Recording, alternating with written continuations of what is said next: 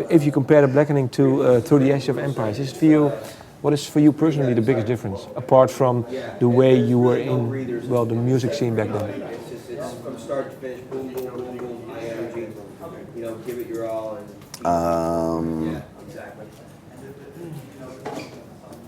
Not a lot. It's like they were both written from the same place. We were both those records were written from a very, for lack of a better word, from a very selfish standpoint. We were writing music to make the four of us happy, regardless of fans or record companies or managers or whatever. It's like we didn't even demo for the record, we didn't even demo for either of those records.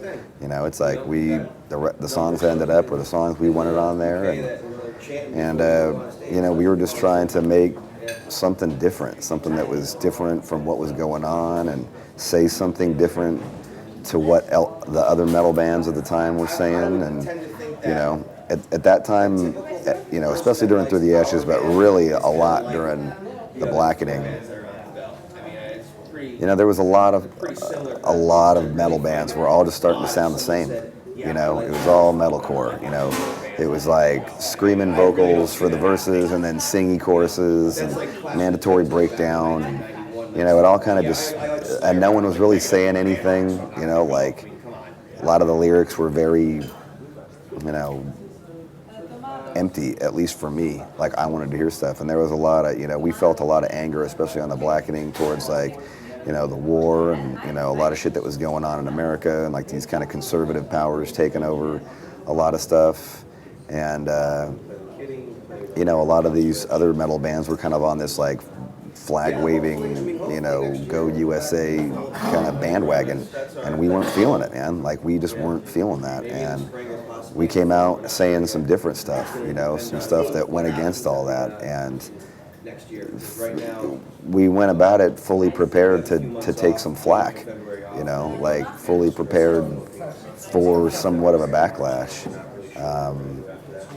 And it came. We got a backlash, but we also, earned a lot of people's respect for saying it. Can you say that you were on the break of time? Because I think now in America it's more, tilting towards anti-war and anti-Bush. Can you say you had the right feeling where the times were heading, maybe? In retrospect? It was a reflection of the times, I think this record is definitely a reflection of the times, but I don't think that, the majority of America is still pro-war, Some people say, well, it's now turning a bit more towards anti-war, but, you live there, so you know better maybe, but that's what Europe thinks now. Yeah, maybe.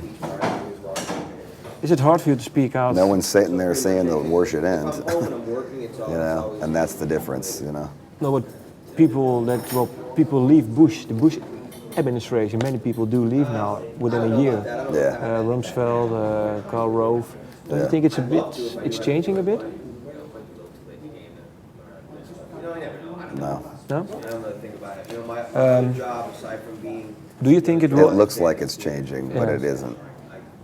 But do you think do you ever see within a few years the war ending over there? I don't know, I don't really play video games. I don't think they want the war to end. Video games since the 80s, so. You think they will stay there? Yeah.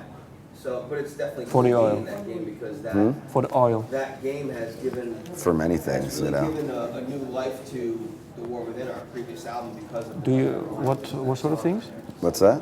What sort of things do you think? For the oil, for the instability in the Middle East, a lot of people are making money off the war, and I think that money is going to continue to drive the corporations that are making all of this money off of the war until finally people stand up and say, okay, enough of this, But until fucking the people stand up and say that, it's going to continue because those corporations are powerful.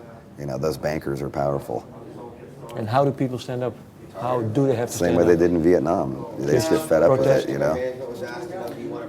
Do you see it coming? It's like where are all, like you look at like the Vietnam era, like what ended the Vietnam War era, It's like it finally took like the artists of the time to like stand up, like the pop artists of their time, John Lennon. to find it. Yeah, the John Lennon, or not even John Lennon's, like the Bob Dylans. You know, like if you look at all the pop music from that time, it finally reached a point where there was like protest music in the mainstream.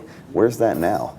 You know, it's like Machine Head isn't a pop artist. We're not a mainstream artist. We're an underground artist, and yeah, we're saying it. Yeah, we're standing up against it. Yeah, we're protesting against it with our music or our art or whatever. But like, what are all the pop artists of today singing about? Nothing. You know, they're not fucking singing about a goddamn thing. They're trying to make fucking love songs and fluff songs, you know? And that's the shit that like, that's why nothing's gonna fucking change, because there's not enough people pissed about it.